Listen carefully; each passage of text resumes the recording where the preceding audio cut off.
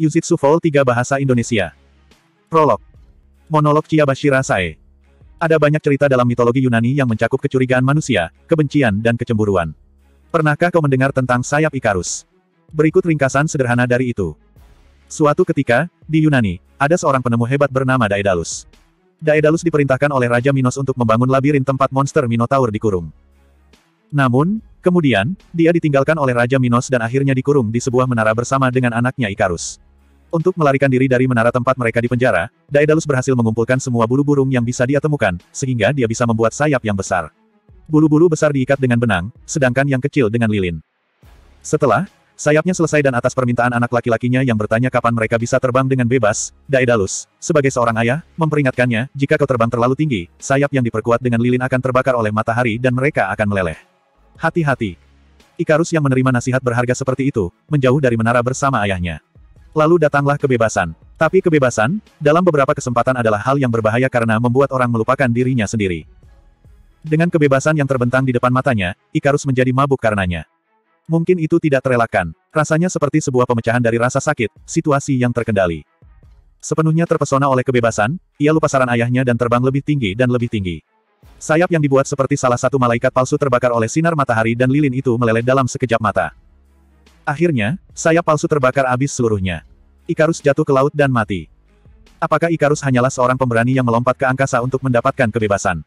Atau apakah dia adalah orang sombong yang percaya bahwa dia bisa mencapai matahari dan melebih-lebihkan kekuatan dan kemampuannya sendiri? Mungkin, kecuali ayahnya sendiri, tidak ada yang tahu. Sekarang, aku tidak tahu kenapa aku teringat akan sayap Ikarus ketika aku menemukan diriku berada di depan anak laki-laki tertentu. Membandingkan ini dengan berbagai situasi, aku merasa bahwa dia tidak lebih dari yang paling dekat dengan sosok itu. Meskipun, saat ini aku sangat sadar bahwa keduanya sangat berbeda. Karena anak ini tidak memiliki keberanian atau keangkuhan Ikarus. Aku sedang tertekan. Aku tidak punya pilihan selain melakukan ini. Tidak ada cara lain untuk mengatasinya, tapi untuk menimbulkan ketidaksenangan anak itu. Aku tidak bisa berbuat apa-apa selain bersikap tegas dan dengan berani menuju anak laki-laki yang marah dalam ketenangan di hadapanku. Aku tidak bisa mengembalikan dadu yang bergulir ke posisi asalnya. Karena taruhan sudah dimulai. Chapter 1. Batas antara surga dan neraka. Laut musim panas yang abadi, langit biru yang tidak terbatas. Udara segar dan gemerisik angin laut yang membungkus tubuh dengan lembut. Di sini, di jantung Samudera Pasifik tanpa merasakan panas meski di tengah musim panas yang terik. Ya, ini memang surganya laut. Oh hahaha. Ini yang terbaik hahaha. Dari geladak kapal mewah terdengar teriakan keras Ike Kanji yang berdiri dengan kedua tangannya terangkat. Biasanya, keluhan dan ungkapan seperti, diam. Tiba-tiba terbang entah kemana, tapi hari ini selama seharian tidak ada apapun dan setiap orang akhirnya menikmati saat yang membahagiakan. Ada pemandangan luar biasa dari tempat terbaik di kursi geladak yang dipesan. Sungguh hebat dengan pemandangan fantasi ini. Aku benar-benar sangat bersemangat. Sekelompok gadis yang dipimpin oleh Karuizawa muncul dari dalam ruangan. Dia menunjuk ke laut. Dan dengan berbisik berkata, benar, pemandangan yang sangat mengagumkan. Kusida Kikyo, salah satu gadis dari kelompok yang sedang mengobrol, juga senang dan mendesah sambil melihat ke laut. Setelah mengalami banyak kesulitan di ujian semester sebelumnya, akhirnya kami menyambut liburan musim panas yang menunggu kami dengan tangan terbuka. SMA Koudo Ikusei telah menyelenggarakan perjalanan kapal 2 minggu yang mewah. Aku senang kau tidak meninggalkan sekolah, Ken. Jika perjalanan ini adalah perjalanan biasa, pasti tidak mungkin bagiku. Bagaimana rasanya menjadi seseorang yang hampir diusir keluar sekolah saat berada di tempat terakhir di ujian? Katakan padaku, bagaimana rasanya? Sekalipun pertanyaan ini dihasut oleh Yamauchi Haruki, Sudoken yang jauh melihat langit, hanya tertawa terbahak-bahak. Penampilan bengis dan dingin terlihat seperti serigala penyendiri itu bergabung sepenuhnya ke dalam teman-teman sekelas yang tertawa. Semua ini hanyalah sepotong kue jika aku bergantung pada kemampuanku. Tidakkah kau mengatakan bahwa aku dapat menunjukkan kemampuanku dalam memainkan peran utama dan menyelesaikan semuanya dengan kecerdasanku? Meski mengalami penderitaan beberapa waktu yang lalu, perjalanan ini sepertinya telah benar-benar menghancurkan semuanya. Seperti laut biru yang menyapu bersih segala hal yang menyusahkan dari situasi sulit. Aku tidak akan pernah bermimpi bisa menjadi bagian dari perjalanan yang begitu mewah, dan selama 2 minggu, sungguh 2 minggu. Ketika ibu dan ayah mendengarnya, mereka akan sangat terkejut sampai-sampai mereka akan kencing di celana mereka. Seperti kata Sudo, dari sudut pandang orang biasa, ini adalah perjalanan non-standar. Di SMA yang didukung oleh negara, sebenarnya tidak perlu membayar biaya lain-lain atau uang sekolah. Dan tentu saja, bahkan untuk perjalanan ini semua adalah fasilitas khusus. Dan tidak perlu dikatakan, bagian luar kapal yang kami tumpangi dan fasilitasnya juga sangat memuaskan. Dari restoran kelas 1 dan teater tempat di mana kau dapat menikmati pertunjukan drama atau pertunjukan live, hingga spa berkelas. Yang dilengkapi dengan segala hal. Jika aku berpikir untuk bepergian sebagai individu di sini, aku perlu merogoh 100.000 yen untuk melakukannya. Akhirnya, sebuah perjalanan yang luar biasa dan ditunggu-tunggu dimulai hari ini. Jadwal akan berjalan seperti ini. Pada minggu pertama, kami akan memanfaatkan liburan musim panas kami dengan tinggal di sebuah penginapan yang dibangun di atas sebuah pulau terpencil. Kemudian, minggu berikutnya kami akan tinggal di kapal pesiar, pukul 5 pagi, siswa kelas 1 akan naik bus bersama dan menuju ke Teluk Tokyo, maka kapal penumpang akan berangkat dari pelabuhan tempat para siswa naik. Sambil memakan sarapan di ruangan, para siswa bisa bersikap sesuka hati. Selain itu, hal yang sangat beruntung adalah bahwa semua fasilitas di kapal dapat digunakan secara gratis. Bagi kami, biasanya khawatir tentang kekurangan dan pengeluaran, ini adalah penyelamat hidup. Tiba-tiba Kusida menoleh ke arahku dan menatapku penuh perhatian. Didukung oleh samudera dan langit biru, Kusida tampak semakin bersinar dan aku tidak tahu kenapa. Tapi jantungku berdebar, meski ini buruk, mustahil, tidak mungkin dia. Ke arahku. Ngomong-ngomong, bagaimana keadaan Horikita-san? Bukankah kau selalu bersamanya? Aku tidak bisa membiarkan diriku tertangkap dalam kabut penglihatannya. Sepertinya dia hanya memikirkan Horikita. Ayolah, sekarang, aku bukan penjaganya. Aku tidak ingat pernah bertemu dengannya di kapal setelah sarapan. Kau tidak terlihat seperti orang yang senang bepergian, apa kau lebih suka berdiam diri di ruangan? Aku rasa begitu. Sekitar tengah hari kita bisa pergi ke pantai pribadi di sebuah pulau dan berenang dengan bebas, aku tidak sabar. Sepertinya sekolah ini memiliki sebuah pulau kecil di selatan, dan kita menuju ke sana sekarang. Perhatian kepada semua siswa, tolong berkumpul di dek, kalian akan bisa melihat pulau ini segera. Untuk sementara, kalian akan dapat melihat pemandangan yang sangat berarti dan indah. Pengumuman yang aneh ini tiba-tiba bergema di seluruh kapal. Kusida dan yang lainnya memperhatikannya dan dengan tenang sepertinya menanti-nanti apa yang akan terjadi. Beberapa menit setelah beberapa siswa mulai berkumpul, pulau itu muncul. Ike mengeluarkan teriakan gembira. Para siswa memperhatikannya dan mereka mulai berkerumun di dek sekaligus. Ketika seluruh massa memadati tempat itu, beberapa siswa yang berkuasa mendorong kami sehingga mereka dapat menggantikan posisi kami dengan baik. Ah, sangat menyusahkan. Hei, pergilah, kau buangan. Pada saat itu, salah satu anak laki-laki yang sangat mengintimidasi mendorong bahuku. Dengan tiba-tiba, aku meraih tiang geladak kapal untuk menghindari kehilangan keseimbangan dan jatuh. Murid-murid itu menertawakanku dengan jijik. Hei, apa yang kau lakukan? Sudo menjadi sangat kesal dan terintimidasi di tempat. Kusida yang khawatir dengan situasinya, datang ke sampingku. Gadis lain yang mengikuti di belakang murid itu dan melihat kejadian ini benar-benar memiliki wajah yang sangat menyedihkan. Kau harus mengerti sistem sekolah ini, sekolah ini. Berdasarkan prestasi, tidak ada hak asasi manusia di kelas D. Cacat, harus bersikap penurut dan patuh, mereka seperti terbuang. Di sisi lain, kita semua kelas A. Kelas D kemudian pergi dari haluan, dari kapal, seakan mereka telah menendang kami keluar. Sudo tampak tidak senang, meski dia tidak menyerah untuk tidak berkelahi dan mampu bertahan dengan itu yang membuktikan bahwa dia menjadi sedikit lebih dewasa. Atau apakah itu hanya karena dia mengerti dan menerima posisi rendah dari kelas D? Hei semuanya, kalian ada di sini. Apa yang terjadi? Di antara siswa yang datang berkelompok, satu anak memanggilku. Meskipun kami merasa bahwa situasinya tidak menyenangkan dan tidak adil, tidak perlu ada kekhawatiran yang tidak perlu. Jadi lebih baik tidak mengindahkannya. Nama anak itu adalah Yosuke Hirata. Pemimpin kelas D, dia juga pemimpin kelompok tempatku berada, pembagian ruang dalam kelompok akan diputuskan pada saat itu. Sementara aku hanya berharap untuk tidak dipanggil oleh Ike dan sudah orang-orang yang cukup dekat, kelompok tersebut akhirnya berakhir dengan kapasitas yang berlebihan. Tepat ketika aku sendirian, kedatangan Hirata seperti seorang penyelamat yang menenangkan situasi. Katakan Hirata, seberapa jauh kau bersama Karuizawa? Ike menunjuk Hirata yang sebenarnya tidak pernah mencoba mendekati Karuizawa. Kenapa kau tidak mengambil kesempatan dari perjalanan yang telah lama dinanti ini dan mencoba untuk menjadi lebih genit dengannya? Dia terlihat biasa meski dikatakan seperti itu, aku juga tidak pernah mendengar bahwa Hirata benci ketika gadis-gadis lain melihatnya. Kami hanya mengikuti langkah kami sendiri, maaf aku harus pergi sekarang. Miyake-kun sepertinya berada dalam masalah. Ponselnya berdering dan Hirata kembali ke kapal sambil membual. Sibuk adalah takdir bagi orang-orang populer. Ada apa dengan dia? Apa dia selalu mengkhawatirkan teman sekelasnya? Tapi Karuizawa adalah Karuizawa, dan sepertinya mereka belum terlalu dekat akhir-akhir ini jadi. Mungkin, mereka sudah putus. Kalau memang seperti itu, maka itu menyebalkan. Kusida-chan akan memiliki lebih banyak lawan.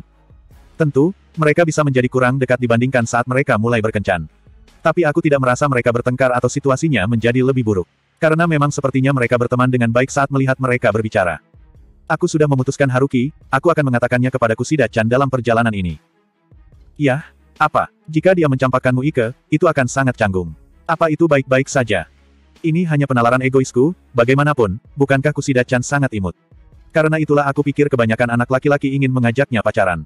Tapi, selama dia berada di luar jangkauanku dan selalu berkumpul dengan mereka, dan dia juga tidak pernah ditembak, aku yakin ada kemungkinan bahwa hati Kusida-chan akan terguncang oleh pengakuan cintaku yang tiba-tiba. Tapi hanya ada sedikit harapan di sana. Aku mengerti, kau sudah memutuskan keinginanmu. Ah, iya. Yamauchi ingin meledek dan menentangnya, tapi dia tidak melakukannya. Dia melihat dari atas dia dengan gelisah seolah sedang mencari sesuatu. Apa ada sesuatu? Ah, tidak ada apa-apa. Setelah mengabaikanku dengan linglung seperti itu, pada akhirnya Yamauchi tidak lagi menyentuh subjek Kusida. Hei Kusida-chan, kau punya waktu sebentar. Ada apa? Ike langsung mendekati Kusida yang dengan tenang melihat ke laut di dekatnya. Jelas, itu adalah langkah yang mencurigakan. Baiklah, bagaimana aku harus mengatakannya? Sekitar kurang dari 4 bulan sejak kita bertemu. Karena itu, selama ini aku berpikir apa itu tidak masalah jika aku memanggilmu dengan nama depanmu. Kau tahu, kedengarannya dingin dan tidak ramah ketika aku memanggilmu dengan nama belakangmu. Sekarang setelah kau menyebutkannya, Yamauchi-kun juga memanggilku dengan nama depanku sebelum aku menyadarinya. Mungkin itu buruk kalau aku memanggilmu Kikyo-chan. Ike berseru sedikit kempis tapi Kusida berseri tidak. Acuh. Tentu saja, tidak ada masalah dengan itu. Haruskah aku memanggilmu Kanji-kun juga? Hahaha Kikyo-chan hahaha. Ike berteriak dan menjerit dengan berpose seperti seseorang yang menuju surga atau seseorang yang baru saja menerima sebuah paket dengan film peleton. Kusida tertawa pelan. Mungkin dia melihatnya aneh dan lucu. Nama depan Kalau dipikir-pikir, apa nama depan Horikita? Sudo secara alami bertanya kepadaku apa aku mengetahuinya. Tomiko, Horikita Tomiko. Mehaem Tomiko. Itu nama yang imut. Seperti yang diharapkan, nama yang sempurna. Ah tidak, aku salah, yang benar Susune. Kau, jangan membuat kesalahan. Susune rasanya sangat sempurna seperti Tomiko, tapi 100 juta kali lebih baik. Jika nama Horikita adalah Sadako atau Sam, akan egois untuk menebaknya atau mengatakannya tanpa izin. Selama liburan musim panas ini, aku juga akan memanggilmu dengan nama depanmu Susune. Nah, sepertinya anak laki-laki ingin lebih dekat dengan anak perempuan selama liburan ini, sementara itu, tidak satupun dari anak laki-laki memanggilku dengan nama depanku atau aku memanggil mereka dengan nama depan mereka. Itu benar. Hei lihat ke sini, Ayano Koji. Kau akan membuatku mencoba berlatih. Sekarang aku akan berlatih mengatakan nama Susune juga. Berlatih. Kenapa? Berlatih? Kau bilang. Itu tidak normal. Kau tidak bisa melakukan sesuatu seperti berlatih mengatakan nama seseorang. Kecuali jika kau melakukannya kepada orang itu sendiri. Jangan beritahu aku bahwa Sudo yang berpikiran sederhana bermaksud membuatku menjadi imajiner Horikita. Dia menatapku tajam, mungkin karena dia membayangkanku lawan jenis, tapi tatapan itu sangat menjijikan. Katakan, Horikita, kau punya waktu. Aku perlu berbicara denganmu sebentar. Aku bukan Horikita. Aku segera merasa jijik dan berpaling dengan wajah tidak setuju. Kau idiot, ini latihan, aku juga tidak mau melakukannya, tapi itu penting bagiku, Mehaem atau mungkin juga tidak. Karena jika aku tidak berlatih, aku tidak bisa melakukannya dengan baik. Penting bagiku mencobanya bagaimanapun juga. Aku benar-benar tidak ingin mendengar kalimat bangsat seperti itu. Karena tidak bisa membantu, aku akan ikut saja dan bersabar. Horikita, tidak aneh jika kita selalu saling berperilaku sebagai orang asing. Kita sudah lama kenal, sepertinya kita akan memanggil satu sama lain dengan baik dengan nama depan, bagaimana kalau kita melakukannya juga? Suatu hari nanti, sedikit demi sedikit. Tanpa disadari, aku ingin memukul kepala Sudo sebanyak mungkin. Tapi aku bertahan dengan sabar dan bersikap seperti orang dewasa melakukannya. Sama seperti orang dewasa yang akan melakukannya. Katakan sesuatu. Kenapa kau tidak berlatih denganku? Tidak, apa yang kau ingin aku katakan? Hanya sesuatu yang bisa dibalas oleh Horikita. Karena kau sudah mengenalnya sejak lama, kau pasti tahu apa yang akan dikatakannya, bukan? Kami baru kenal kurang dari 4 bulan, jadi tidak mungkin aku tahu hal seperti itu. Meski begitu, Sudo bersikeras bahwa aku memainkan peran imajiner Horikita. Aku mengepalkan tinjuku tanpa sadar seakan mengancam seseorang. Aku satu langkah lagi menjadi orang dewasa dan aku bisa melakukan sesuatu seperti ini atas nama Horikita. Jangan ragu untuk berlatih lagi. Sebaliknya, Ike bertindak sebagai pengganti. Sambil melihatku sedikit malu, Sudo berkata, Horikita, tidak masalah jika aku memanggilmu dengan nama depanmu. Ya, Sudo-kun bukan orang yang tampan, kan? Maksudku, sepertinya kau juga tidak punya banyak uang. Kau sama sekali bukan tipeku, apa kau tidak mengerti? Maaf. Kau orang buangan, iya. Ike bertindak sebagai Gyaru, wanita yang mengikuti tren mode yang biasanya ditandai dengan rambut coklat atau rambut pirang, pakaian dan aksesoris mencolok sebagai siswa SMA. Sebaliknya, tanpa memandangnya, Sudo yang saat ini berada di geladak, memutuskan untuk mencarinya dan membuatnya menggeliat kesakitan. Mereka berdua selalu penuh semangat.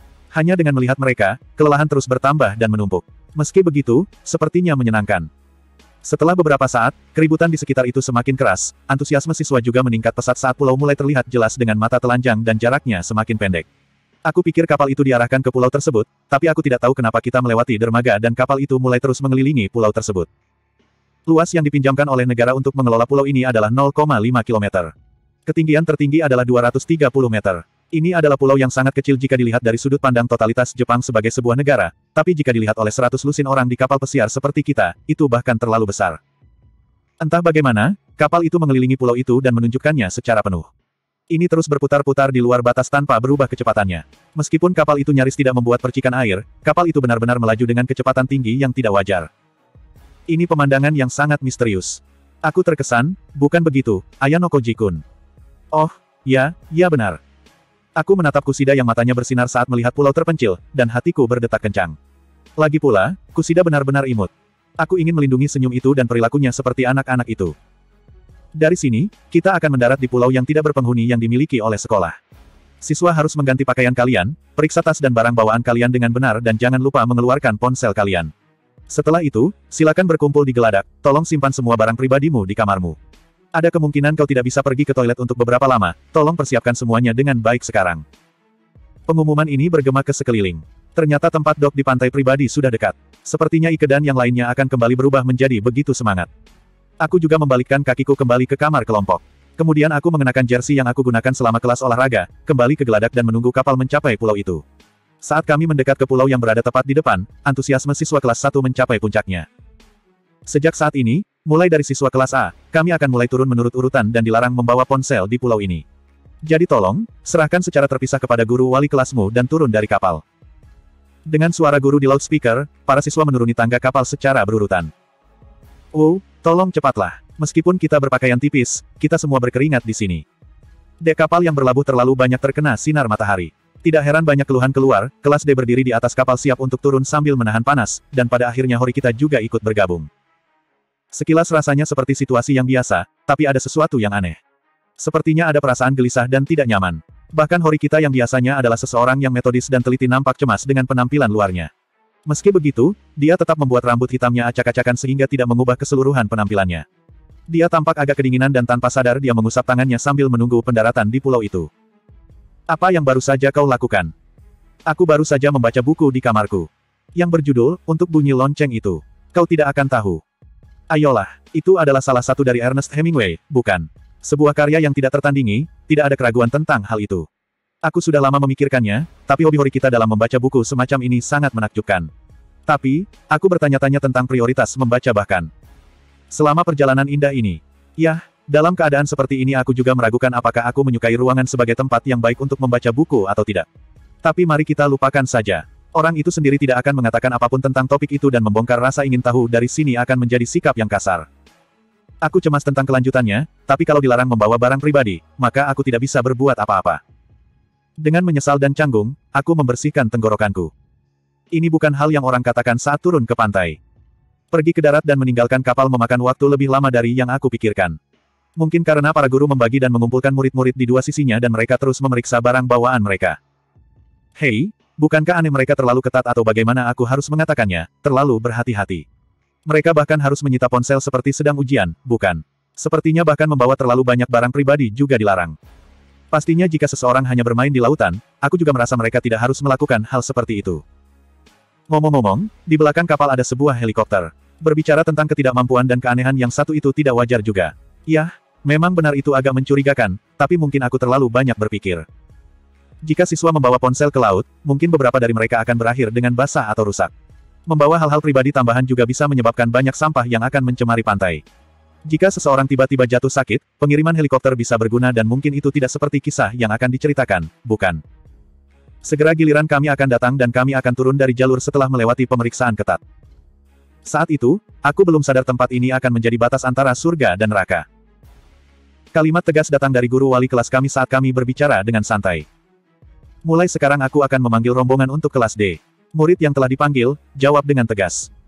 Kami diinstruksikan untuk membentuk sebuah barisan pada saat yang bersamaan saat guru kami. Mulai memeriksa kehadiran kelas sekaligus memegang papan di salah satu tangannya. Cabashira Sensei mengenakan jersey yang sama dengan para siswa. Daripada liburan musim panas, suasananya lebih mirip dengan kamp pelatihan, namun, tidak ada tanda-tanda ketegangan pada kebanyakan murid. Oh, ayolah, beri kami waktu luang. Laut terbentang di depanku, kau tahu. Ike yang berada tepat di belakangku, bergumam kesal. Sepertinya sebagian besar murid ingin lari ke pantai berpasir dengan tidak sabar. Tidak lama kemudian, seorang guru yang berbadan tinggi maju ke depan, mendekati panggung putih yang disiapkan. Itu adalah Mashima Sensei, guru bahasa Inggris yang bertanggung jawab atas kelas A, terkenal karena menjadi orang yang keras kepala. Dia mungkin terlihat gemuk saat pertama kali melihatnya karena tubuhnya seperti pegulat profesional, tapi dia cukup pintar dan kadang-kadang mengajar mata pelajaran khusus sebelumnya. Pertama-tama, aku senang kalian sampai di tempat ini dengan selamat hari ini. Namun, sangat disayangkan bahwa seorang siswa tidak dapat ikut serta karena sakit. Ah, ada satu orang sakit yang tidak bisa ikut dalam perjalanan ini, sungguh tidak beruntung. Ike berkata dengan suara rendah agar para guru tidak bisa mendengarnya. Tapi aku benar-benar setuju dengannya.